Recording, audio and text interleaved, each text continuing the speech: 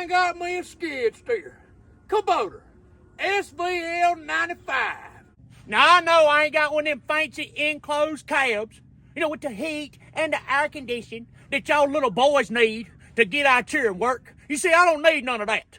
All I need is that 95 horsepower Kuboter diesel engine. If it's cold outside like it is today, I'll put clothes on and get the job done. If it's 100 degrees in the summertime, I'll be in the cab of this thing buck naked, still working like a mule. Now, if you're wondering why I went with a Kuboter skid steer over one of them John Deeres or Cats, I'm going to tell you why. Because skid steers is like pumpkins. If you get an orange one, you got a good one. If you get a yellow one, it's bad.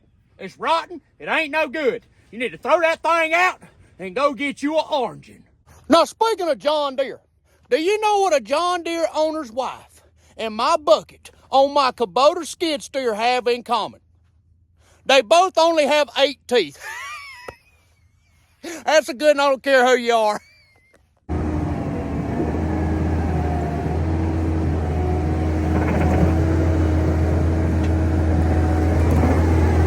Now, a lot of people do not realize, to be a very good skid steer operator, you need to be great with both hands. So you can utilize your bucket and drive your skid steer unanimously. Okay, you need to be good with both hands. What's that word?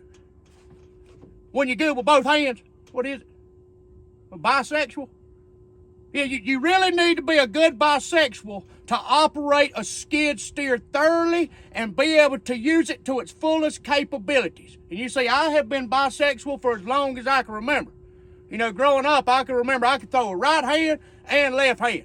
You know, so I've been a bisexual mostly my whole life. And now, come to think about it, I can swing a baseball bat left-handed, and I can swing it right-handed. So I guess you could say I'm the type of guy that swings both ways. I'm gonna tell you what, these tracks right here make a world of difference on a skid steer. If you ever operate a skid steer with tracks, you won't ever want to go back to one that's got tars, especially if it is a Kuboter skid steer. Now, as I'm moving around, it looks like these tracks is moving. But actually, this Kuboter skid steer has so much power that the tracks is causing the earth to rotate under the skid steer. I'm gonna tell you right now, if skid steers was choices of steak, a John Deere would be a filet mignon. Once you get it, you realize you paid way too much for it and it ain't got enough beef for you. This old Kuboter right here is a ribeye. You get a lot more quality beef for a lot less money.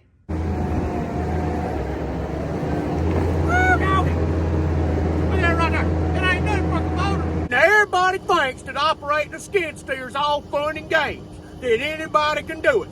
But that's the furthest from the truth.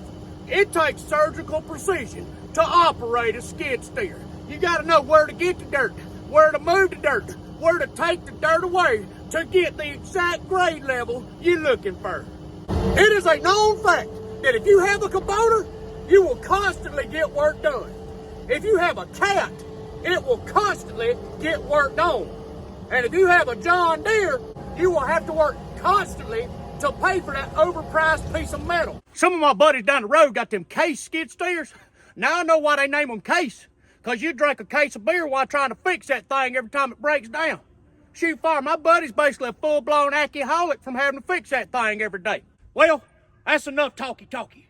Me and this old Kuboter skid steer gotta get to work. God bless y'all. I love you.